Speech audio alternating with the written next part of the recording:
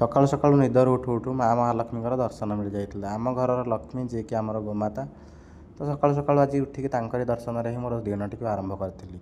तो मत ये दृश्यटा देखा सब बहुत भल लगी था। तो गाई पाखरे नुआ जन्म होता छोटिया कँला बाछुरी जदि गाई पाखे क्षीर खाऊ किंबा एमती गाईटा जदि बाछुरी को जीभर चाटू थाए तो मत देखा बहुत भल लगी था। तो सकाळु सकाळु उठिक देखिपे गाँव दृश्य यहाँ हूँ आम गाँ। तो किभलिया कुहुड़ी गाँव में प्रबल मात्रा कुहुड़ी। तो शीतपाई मुझे देखिपे कौ भाया रेट्रे पैकिंग कहीं मत ए बिल को जबार था। तो से जैकेट कैप सब पिंधि मुझे बाहर पड़ी बिल को जेहेतु आम एरिया खरा दिन में धान चाष होता है। तो आमर यहाँ बहुत कमर सीजन। तो मुझे बिल आड़े बुलाबुली कर पानी देखीदे बिल चाष करने पलैली देखापी। तो बिल आड़े बुलाबुली करके गाधुआ पाधुआ सारी आसिक मोर लंच टाइम जाता। तो मुझे खायापी बस पड़ी आज लंच रे थिला देखिपे जेहेतु शनिवार आज।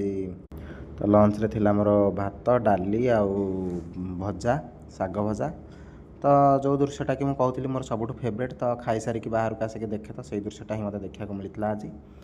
तो आम गाई पाखे छोट बाछुरीटा क्षीर खाऊला यहाँ तो मतलब सब बहुत बढ़िया लगी था देखापी। जेहेतु आज मोर मो पीस नानी घर को जबार था। तो मोर बहुत लेट जाता या भितर मुझे तरबर बाहर की रेडी होगी पलि आसती। तो मार्केट रू किसी परियापत्र किणवार था आलू पियाज एमती किसी परिबा किणवार था। तो मार्केट पलि आसती मार्केट सब किणाकिणी करदेली।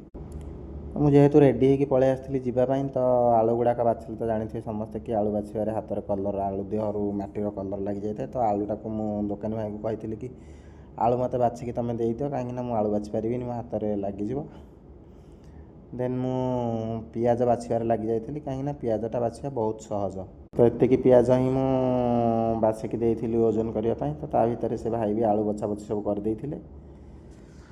तो आलू पियाज नहीं सारापर कोबी नबार था। तो बंधाकोबी फुलकोबी दुईटा जिनस नहीं अन्य जहाँ जिनस किणाकिणी कर सब कम सारी किणाकिणी कर सारापर मुझे बाहरी जाइली मार्केट रू जाकि पहुँची जाइली तो मो पीस नानी गाँ पाख।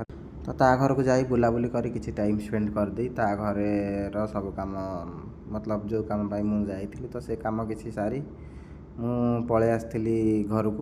तो घरे आसी पहुँचु पहुँचु पाखापाखि राति तो हो जाइला। जेहेतु शीत दिन मुझे पहुँचला बेलू घर 7टा हो जाता 7टा मान शीत दिन में बहुत रात। तो सही टाइम किसी चटपटा खाइबा को मन करूला। तो घरे जेहेतु अच्छी चटपटा खाइबा तो निश्चिंत मिल। तो या भितर आम झील देखिपे नली किसी छाणी नहीं पलि आसला। जेहेतु मुझे बाहर आसती बहुत जोर ठंडा मत होता।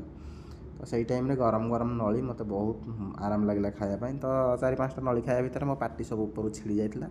तो से मुझे खाई पारि नी। तो से नली खिया बंद कर डिनर कर मुझे शोया पलैली कहीं बहुत जोर ठंडा लगुला। रोचे नमस्कार देखा नेक्स्ट वीडियो। Thank you.